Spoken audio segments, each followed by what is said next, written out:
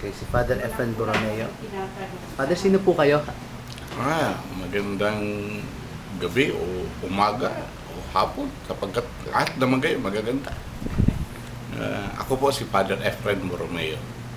Mas kilala sa tawag na Father Mumoy, kung sa Bicol, Pai Mumoy. Ang ministry ko po ngayon ay Trinitas Healing Ministry dito sa Pilipinas at kung minsan naimbitahan din po sa labas. Kung nasaan ang Pinoy, nandun din po ako. Kaya dahil po marami ng Pinoy sa Europa, napupunta din po ako doon. Marami pong Pinoy sa Australia, napupunta na rin po ako doon. And of course, Canada saka sa US. Ang ministry ko po dito sa Pilipinas, kalimitan sa Bicol, first and second week, first Saturday po sa Fatima Parish sa Legazpi.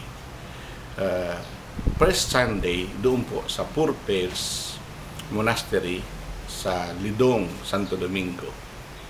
At sa second Saturday po sa Trinitas Bonga Bacacay Albay. And second Sunday doon po sa Cagsawa Ruins sa Busay, Daraga, Albay. Dito naman po sa Maynila, diyan po sa UP Delaney Hall. UP din naman po ito sa Quezon City. Tuwi pong Lunes ng umaga, alas 8 ng umaga hanggang alas 12. Yan po ang matutunghayan niyo po ako dyan.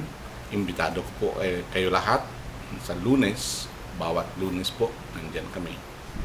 At naghihintay sa inyo. Maraming salamat po.